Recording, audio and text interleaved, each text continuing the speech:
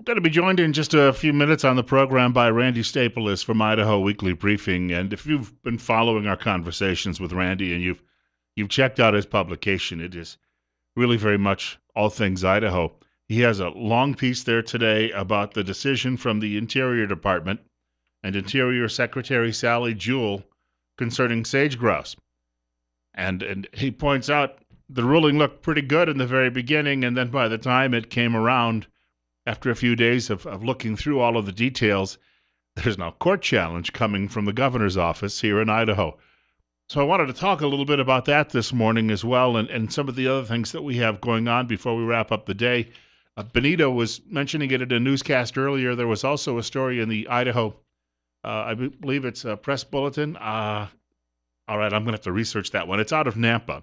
It was a story that was in that newspaper on Saturday about a fellow from neighboring Oregon who believes that Eastern Oregon and Eastern Washington State should be joining Idaho. Now, we say that's far-fetched and a bit of a pipe dream, and under normal conditions, I would say that's true, but what's going on in America today, a lot could happen over the next 5 to 10 years, so if we get an opportunity, I want to bring that up a little later as well during the course of the program.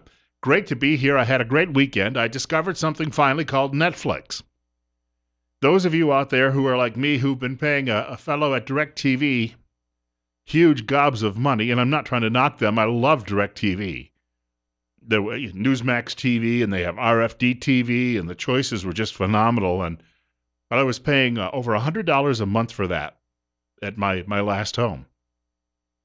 I got a 30-day trial for Netflix, which is, if I decide to stay with it, which will cost me about $8 a month. Rewatched all season 2 yesterday of House of Cards, and watched the entire first year of Longmire all over again, which Benito tells me, despite its claims to be taking place in Wyoming, is actually filmed outside of Santa Fe, New Mexico. So I rotted my brain for the course of the weekend sitting in front of these shows, but it was really, after 9 months without TV, it's kind of neat to have that around. And as I say, you can't beat the cost, and I was looking through some of the offerings, which I thought were going to be somewhat slim. Not the case at all. Story in the Wall Street Journal. Actually, it's the lead editorial today. The Sage-Grouse switcheroo. Now, this is coming from a newspaper in New York City, Wall Street, that is part of New York City, Lower Manhattan, Wall Street Journal. It's really the nation's newspaper for business people, or at least the high rollers in this country when it comes to money and business. And the writer says environmental groups, they have been saying that the population of the grouse is dwindling, albeit people I talk to say that the numbers happen to be coming up over the last few years. In fact, the writer mentions a dispute and says that there has been an increase of 2/3 in mating males just in the last 2 years. The writer goes on to say all 11 states, and that includes Idaho and our neighboring states, have mapped conservation plans, with some 60 local working groups pitching in. The Agriculture Department works with landowners on cutting down trees to help the birds spot hungry coyotes, among other efforts. Industry has poured in millions to keep the bird roaming free. I asked somebody today if these things would perhaps taste good with a little chicken wing sauce and blue cheese dressing, and the answer I got was probably not, which is why the population is rebounding. Apparently not very tasty at all. The writer says the Bureau of Land Management, hereto known as the BLM, has rolled out 15 land use plans that would wall off about 60 million acres of federal land as a sage-grouse spa. So they're not going to call it an endangered species. On the other hand, the government is simply putting a rope around all of this land and saying, sorry, can't use it. More than half of the bird's turf is on federal land, and of course in Idaho, with the federal government owning 2/3 of the land, you can start to piece this together, which is leased for everything from grazing to mining. The plan's rules would drag out the permitting process for oil and gas development and block new leases on 10 million acres across 5 states. The Western Energy Alliance says BLM's proposal is going to cost nearly $6 billion in lost economic activity and 31,000 jobs. More than the group predicted, an endangered species listing would burn up, as the BLM route features buffer zones around mating areas and stringent disturbance caps. In other words, don't make noise around the grouse. I don't know. Is that driving? Yeah. Could it be walking through there and maybe whistling? Yeah. And so they've already designated the mating areas. I wonder who got sent out to do that. It sounds a little bit pornographic to me, but they've done that, and so therefore you can't make any noise around them, and you can't have anybody walking around because you might disturb them while they were, well, probably the same thing would happen to you in that situation. BLM plans to excuse from restrictions, though, get this, 2 transmission lines that span several states and are designed to haul wind energy, deemed priority projects by an administration hooked on renewable power. So if you're already going to have a bunch of these whirligigs, these giant pinwheels out there spinning around, and you want to get any electricity, what little they produce, to a larger market, you'll still be allowed to do that. And if that interrupts the coitus between the sage-grouse, so be it. We've got to get the energy eastward, especially because it's clean energy. Well, okay, other than the fact that it was these giant turbines were all manufactured in China while they were using coal in their factories to manufacture them, but they're clean now that they're here. Interior's ploy, the writer says, allows the feds to accomplish what they always wanted while appearing to be judicious. And there's a quote here from a congressman. His name is Rob, and I've got it here somewhere, Bishop. And he says that it's a de facto listing. He said, even though it's not called an endangered species listing, it may as well be when you consider all of that. When the governor was on the show with us Thursday, he hinted that there would be some action coming, and by Friday, the lawsuit was filed by the state of Idaho. So that's where we stand right now. And it'll be interesting to see how this works out, because we are in, I think philosophically at the moment, a huge tug of war between Washington and not really, it used to be just Washington and several western states. I think it's now between Washington and states across the country. There is a great piece at National Review over the weekend. It might still be available at what's called NRO Online. That is National Review Online. And it's written by a fellow named Kevin D. Williamson. And he's talking about the future of this country and the irrelevancy of anyone in government aside from the executive in Washington. That is the President of the United States, who increasingly rules by fiat, as if a divine right monarch, through executive actions. Whenever I hear executive orders, executive orders were intended. People will say, well, the first ones were issued under George Washington. What are you getting your nose all bent out of shape about? Well, that's because Washington, they needed new ink for writing in his office, and they needed new quill pens or whatever they happened to be using at the time. So Washington issued executive orders to buy things like ink and pens and the like and paper. That's what an executive order is all about. It's supposed to impact only the executive branch. So even though the federal government is doing what looks like a show of an effort to, not list these birds, what you've really got is the federal government once again bigfooting the states. Specifically, not even Congress. It's coming directly from the White House. This Williamson fellow was commenting about the departure of John Boehner from the House of Representatives, and he said, there's not really been a powerful Speaker of the House of Representatives since Newt Gingrich. And before Gingrich, I think you got to go back, well, Tip O'Neill possibly. But when I was a kid growing up, you had Carl Albert, and before him there had been Sam Rayburn. But this Williamson fellow says what we're gradually seeing is the disintegration of the republic, because you've got 535 people in the House and Senate. Simply no way that the public knows who all of those people are.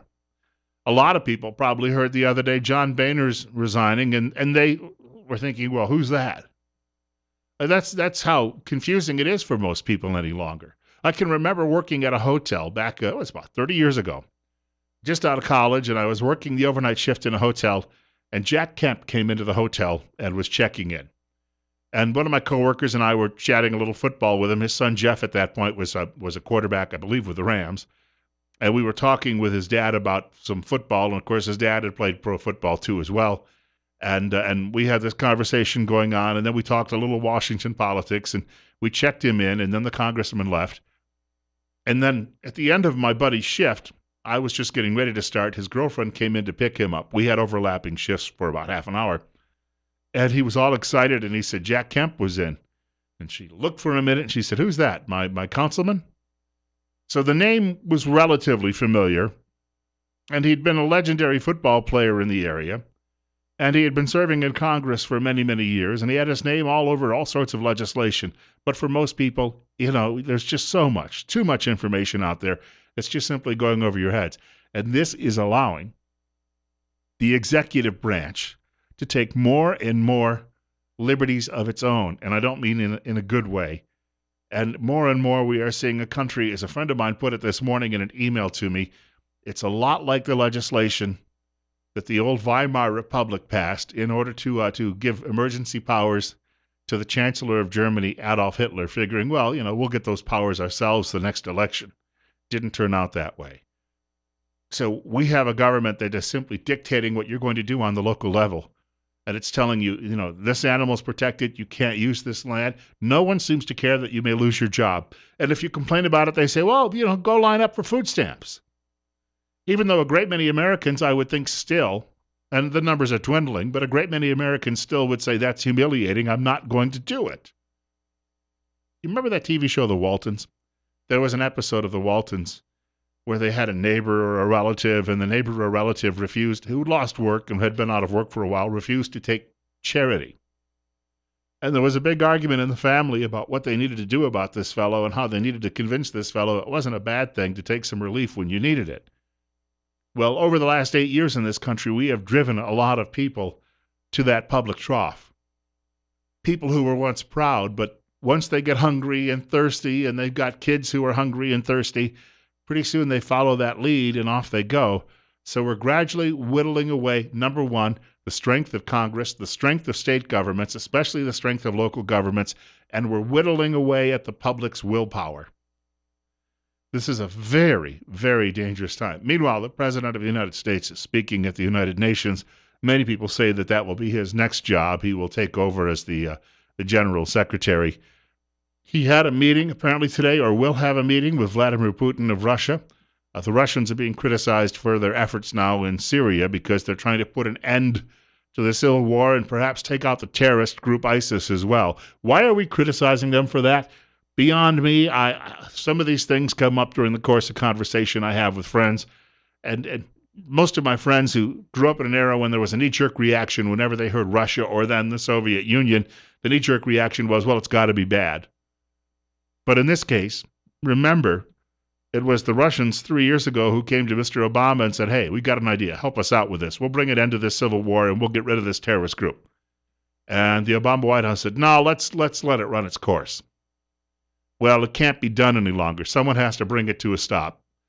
Odd, isn't it, that it's that country doing it and no longer the United States. 20 minutes after 8 o'clock, Bill Colley with you on Top Story on News Radio 1310. I know, a little all over the place this morning, but we were away for a weekend and a lot to cover today, and sometimes I try to squeeze it all into the opening monologue. 52. We've got more coming up.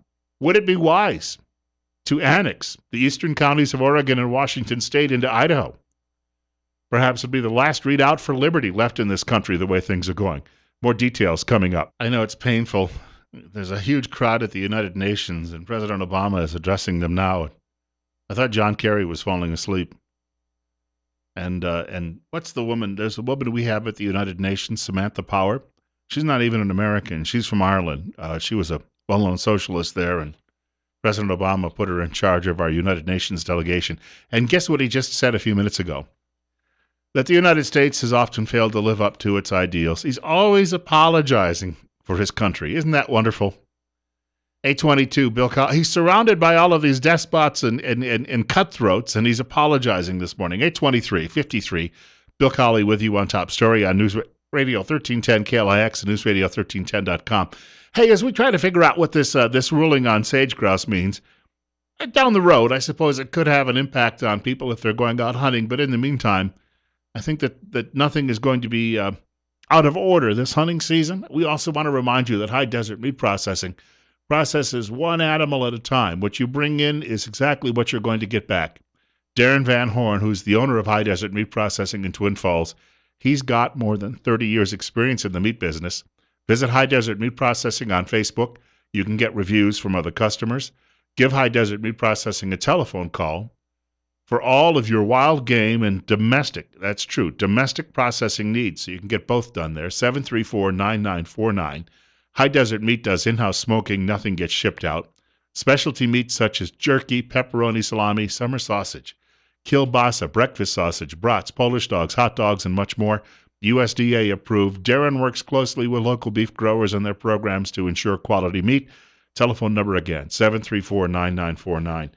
We had some meat processing done when I was a teenager. We had some pigs, and they were very friendly animals. I hate to say it, they were delicious too. And one of the reasons I didn't mind seeing them get processed is because I came home from school one time and they had managed to get out of their pen. And what pigs do, we had a front yard about the size of a football field. What pigs do is they go out and root around, and they were flipping sod all over the place. And guess whose job it was to put that sod back in its place? So when the pigs went off to be processed, it was no heartbreaking situation whatsoever. And then the bacon was delicious. I've never had any complaints about that. 25 minutes after 8 o'clock, Bill Colley with you on Top Story. It's 53. We have a caller with us. You're up next. You're on the air. Yeah, good morning. My favorite shock jock. At least that's what the local rag calls you. So anyway, I know you're going to be announcing about Pastor Sharon Hayden. Yeah, a little later in the program. Yeah, and he's anyway at the Eastside Baptist Church tonight at 7 o'clock. Right, and so forth. But the Times News editorial was just absolutely ridiculous in so many different ways. And the big thing is that people don't realize that Islam has declared war on the world. We do not hate Muslims. In fact, one of my really good friends is a Muslim and has been for years. And so, but when you ask him why don't they take a stand against the radicals, they fear for their lives. And that's the problem. And so, but the editorial is saying that, it's Islam is evil. It's not Muslims, but Muslims that are converted to that Islam theology. Uh-huh. And it is a theology, not a religion. And like Pastor Hayden said, it's 85% political and only about 15%, that's actually religion. And if you go to the back of read the Quran like a novel and go to the end, it says, if we don't convert, they're commanded to kill us. So what part of that don't people understand? Good question, and thank you much for the telephone call. I want to get to that point about secession in some of the neighboring states and joining Idaho in a couple of minutes. But to comment on this, first of all, if they'd like to call my actions shock jock, what have you normally had in Twin Falls? Pablum? What do they expect? People are going to sit here and say, and this morning on Meet the Press, we are going to have Congressman Bedfellow with us, and we are going to discuss House Bill 1310, and that will deal with the watering of tulips throughout the countryside. Give me a break. There's a reason that people listen to me in droves, and the audience is growing in droves, and that a lot of your traditional media sources are fading and falling away. And what do they call themselves when they make these statements? There was a photograph, it was a pair of photographs that were released over the weekend. Have you heard about this thing called facial recognition software? There was a fellow who was photographed, within the last year or two, holding up the severed head of a woman. He had chopped this woman's head off with a knife. That's what they're using any longer. They don't use anything more than a knife. That's got to be an extremely slow and painful way to behead someone. It's not like using a sword or a guillotine or whatever. And so here's this smiling face holding up this dead face. He's got this woman by the hair. It might have even been an American woman or a European woman. He was photographed coming through a fence in Hungary. And he's just popped through the fence with his baggage running along a field. Now, you tell me, you want people like that potentially here? Now, when you say that, they go, oh, now you're just tarring all of them with that brush. I didn't say that. I said, do you want someone like him? How many, if there's 300 and there's 2 of them, how much havoc could they create? How long do you have to be a dumb SOB, or does that come with the territory of working at a newspaper? You're up next. It's 8:28. Bill Colley on Top Story on News Radio 1310 KLIX. What's on your mind? I'll keep listening, Bill. Thanks. Hey, tell me, what's the difference between a Muslim and an Islam and a radical? They all believe the same book, the Quran. It's just the degree, I guess. It's like a lot of Christians. A lot of Christians, they celebrate Christmas, and Easter, and then, the other 50 weeks of the year, they don't really give it much thought. So they're nominally Christian, but if you really take it seriously, I suppose there are people in Islam out there that are the same way, that they're mildly interested in their faith, but when they really seriously delve into it, it requires a lot of them, and it, as Ben Carson said, it doesn't jibe with what we've got going on in this country. Yes, and they all believe the same book, and that's what I say. There's not any difference. They keep saying a radical, all this. Well, they all believe in killing they believe in killing us and Israel is what they believe in. Yeah. They believe in Allah, which is dead. He's a dead God. Thank you much for the call. I don't care what people believe. I mean, as long as they stay out of my way. But if somebody decides, did you see on Hannity last week they did a segment where they went to a mosque in New York City and asked if the Quran and Sharia should trump the U.S. Constitution? And did you see what most of those people decided to say? Yeah, of course it should. Wonderful. Let's bring a few million. Let's have tens of millions of them on the way. But it didn't make me feel good about doing it, and that's important.